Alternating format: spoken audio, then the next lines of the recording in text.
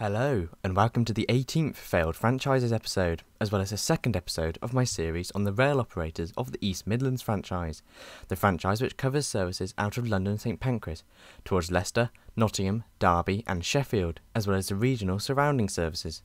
Today, I will look at the history of the second East Midlands operator, called East Midlands Trains, and whether they should be deemed as failed, whether this be their contract being stripped from them or their franchise simply being deemed poor by the public and industry.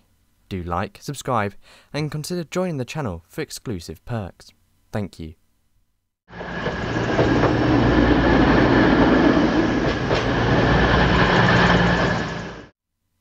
First, let's look at how East Midlands Trains, EMT, was formed as an operator. The previous operator, Midland Mainline, watch the video on that operator now, operated on the Midland Mainline franchise. However, in June 2006, this would change when the Department for Transport merged the Midland Mainline franchise with the Central Trains franchise, video on that soon, whereby the newly named East Midlands franchise would incorporate some routes of the Central Trains franchise, such as regional services to Liverpool, Norwich, Worksop, Lincoln, Cleethorpes, Crewe, Skegness and Doncaster, whilst continuing to operate the former Midland Mainline franchise from London St Pancras towards Leicester, Nottingham, Derby, Sheffield and occasionally Leeds and York, now calling it over 85 stations, up from 27 previously. EMT was born when Stagecoach won the bid in June 2007 for the new franchise, beating previous operator National Express. East Midlands Trains began operations on the 11th of November 2007 on a 6-year deal with an optional 2-year extension. As for what the franchise promised, well, a publication released by the Department for Transport in June 2007 suggested that East Midlands Trains would introduce the following improvements: an hourly London to Kettering service, with it later expanding to a new station in Corby, a new daily London to Lincoln service, a new East Midlands Parkway station to be opened by 2008, a 9% increase in capacity out of St Pancras, and more carriages on services from Liverpool to Nottingham.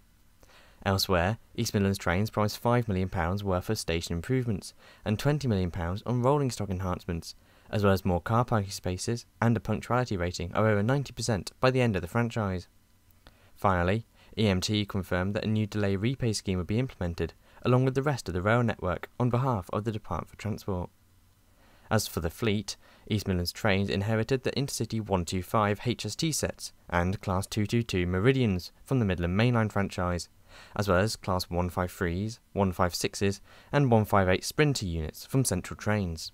By 2008, EMT were beginning to introduce some of its improvements on the network. On the 2nd of January, a new mega train fare was introduced by parent company Stagecoach, with cheaper fares on its main services from London St Pancras. In February, EMT's punctuality figures were already nearly 7% higher than they were previously, averaging 87% for the first 3 periods of operations, with EMT pledging to hit the 90% mark in the coming years. In March, EMT confirmed it would be reforming its Class 222 sets, with them inheriting several 8-car 222s, some 4 cars inherited from whole trains, and some 5-car sets.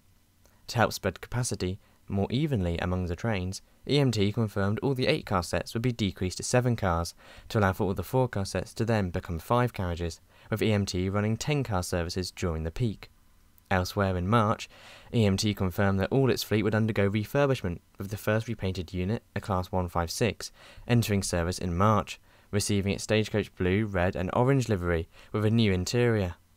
EMT also confirmed plans for a new timetable in December 2008, increasing capacity whilst decreasing journey times. The December timetable would see the Robin Hood line gain Sunday services for the first time between Nottingham and Worksop via Mansfield.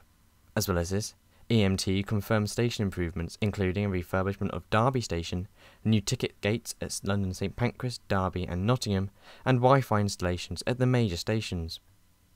By March, EMT's commercial director, David Horn, confirmed that EMT were pivotal in helping Eurostar increase its passenger numbers by over 20%, suggesting that sharing the London St Pancras termini had allowed for passengers on the EMT network to choose Eurostar over the plane for trips into Europe.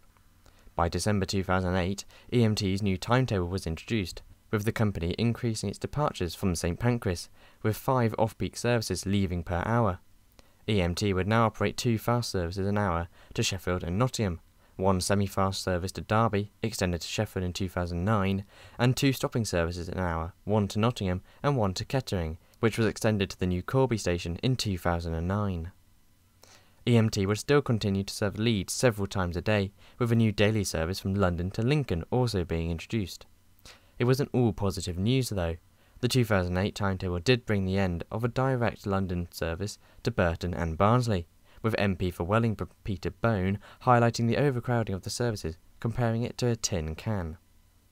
Shortly after the new timetable was introduced, a new station opened in the form of East Midlands Parkway in January 2009, opened by Transport Secretary Jeff Hoon.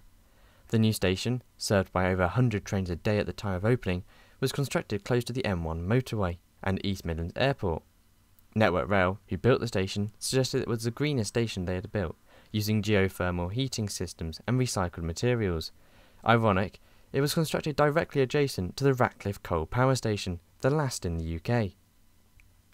The station saw EMT services to London, Sheffield and Nottingham, as well as local services towards Cleethorpes and Leicester, along with a shuttle bus service to the airport. It was, however, criticised by locals for its poor location and a reduction in bus services from the airport to Loughborough. However, a more successful new station opened a month later, with Corby reopening on the 23rd of February for the first time since the 1980s. For the first few months of operations, the new Corby station just saw 2 trains a day, one to London and one from London, due to a lack of rolling stock. On Monday the 27th of April, the full hourly service commenced to London, with the full opening coming on the 30th of April, despite services running from the station since February. EMT had now overseen 2 new stations, a new and improved timetable, as well as rolling stock and station upgrades. But could the improvements continue? Well, the good news did. In January 2010, it was announced that East Midlands Parkway had beaten its initial target of 250,000 passengers in the first years of operation, with David Horn wanting this number to be 500,000 and close to 750,000 within 5 years. However, by 2011, the Sprinter fleet that East Midlands Trains had inherited was in a rather poor state, with the units becoming rather unreliable. EMT claimed it would take until the end of the franchise for the Sprinter units to be anywhere near the reliability targets that they wanted them to be. Furthermore, the passenger figures given to the Department for Transport were incorrect at the beginning of the franchise, leading to a 26% decrease in capacity on routes operated by the Sprinter units compared to what was required, leading to heavy overcrowding on routes such as services to Skegness and the Liverpool to Nottingham-Norwich services. To resolve this overcrowding, EMT gained 4 Class 156s from Northern Trains, which enabled more 4-car services to run, and released Class 158s onto the Liverpool services, with all services to Liverpool and Norwich being 4 coaches by 2012. In 2013, a huge infrastructure announcement was confirmed by Network Rail, the full electrification of the Midland Mainline from Bedford to Sheffield, costing £500 million. The plan would allow for the replacement of the Class 222s with brand new electric stock, with a £137 million investment to increase capacity at Derby Station and £458 million to improve services south of Kettering, including the electrification of Corby Station. The Corby to Bedford electrification would be completed by 2017, with full electrification completed by 2020 to Sheffield. London St Pancras to Bedford was electrified back in the 1980s under Thameslink, so that was not needed to be done. In 2013, the Midland Mainline began operating at 125 miles an hour for the first time, with 68 sections of track being increased to this speed. The speed increases, part of a £70 million Network Rail upgrade, led to service times being slashed by up to 15 minutes, and would allow for even faster services once electrification took place. The works also included a remodelling of Nottingham Station, closing the line for 37 days. However, EMT were praised for how they handled the closure and won Passenger Operator of the Year for 2014 at the Rail National Awards. Unfortunately, the fanfare would soon end. In 2015, Network Rail and the Department for Transport confirmed that the Midland Mainline electrification was being paused. The new Cameron government were not prepared to commit to the £38 billion of rail upgrades that the previous coalition government had, with prices rising, leading to the decision to pause the electrification upgrades. Patrick McLaughlin, Transport Secretary, suggested that the electrification was not necessary to deliver fast and efficient services on the Midland Mainline, with 125-mile-an-hour operations only recently being introduced. Regardless, the quick suspension of the electrification was not received well. 2 months later, and another U-turn by the government. Electrification was now back on the cards, with electrification being pushed back 2 years. Corby and Kettering would now be electrified by 2019, with the remainder of the Midland Mainline being electrified by 2023. Work began immediately on the upgrades needed to electrify the route to Corby, including doubling up of the track between Corby and Kettering. By 2015, despite EMT's contract coming to an end, the company was performing relatively well, and they had met much of its targets. Hence, the company was given a 2-year extension until 2017, and then again until 2019. Elsewhere in 2015, the new East Midlands Parkway station had not been doing as well as expected. Within 6 years, the station was expected to handle 750,000 passengers, but had not even hit half of its target. A poor location choice and poor connections to the airport had led to passenger figures being less than expected, with many choosing to use coach services from Derby, Nottingham and Loughborough to reach the airport instead of the train. 2016 was a quiet year for EMT, with penalty fares being extended to the Robin Hood line. However, 2017 was far more interesting. In March, 3 bidders were announced for the East Midlands franchise: Arriva, First Trenitalia and Stagecoach. Elsewhere in 2017, the government once again U-turned on the Midland Mainline electrification, with the line north of Kettering to Derby and beyond to Sheffield no longer being electrified, with new Transport Secretary Chris Grayling saying that bi-mode trains would now be used. In September, the RMT confirmed it would be seeking industrial action, after East Midlands Trains offered union members a 2.7% pay increase, deemed totally inadequate by the RMT and below the 3.6% rate of inflation. Eventually, EMT did give in and industrial action was averted. By 2018, First Group Trenitalia had pulled out of the East Midlands franchise bidding to focus on its bid for the West Coast franchise. The company was replaced by Abellio. In October, it was revealed that East Midlands Trains now had some of the oldest rolling stock anywhere in the UK, with the average fleet age reaching 25.1 years, with the HSTs and Sprinter units dragging this figure up considerably, with the figure being much higher than the 19.6 years average of the rest of the network. The figure for EMT was not helped when, in early 2018, they gained 3 intercity 125 sets from Grand Central, although this did reduce overcrowding. With that, EMT was at the end of its contract, with a new operator announced in April 2019, Abellio. Stagecoach had been disqualified earlier for not confirming whether or not it would meet the DfT's requirements on pension payments, and was thus ruled out. Abellio was announced over Arriva with the new name of East Midlands Railway, with East Midlands Trains handing over operations to the new company on the 18th of August 2019, ending nearly 12 years of operations. So then, should we class EMT as a failed operator? Well, personally, I don't think so.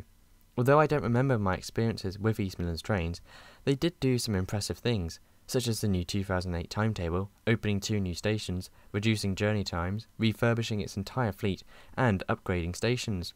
However, intense overcrowding and an old fleet do come to mind when looking at the negatives, with Stagecoach not doing enough for its staff and not even being able to promise pension payments in line with the Department for Transport's recommendations. So, overall I think they were not a failed franchise, but what do you think? Do you have any memories of EMT, and were they better than their predecessor, Midland Mainline, or their successor, East Midlands Railway? Let me know in the comments below. Do consider liking, subscribing and joining the channel. Special thanks to my first class member, Callum Martin Bell, my business zone members, Andrew Bowen, Anthony Harris, Connor Grieg, Craig Mitchell 43 and Lewis C21, as well as my standard class members and Deva Rooney for donating and being a member. Get your name on this list for as little as £2.99 a month, and help me to improve my videos. Thank you. Also, thanks to everyone who let me use their footage for today's video. Without them, these videos would be practically impossible. Thanks so much for watching. Check out my Twitter, Discord and Instagram in the links below, and I'll see you soon. Goodbye.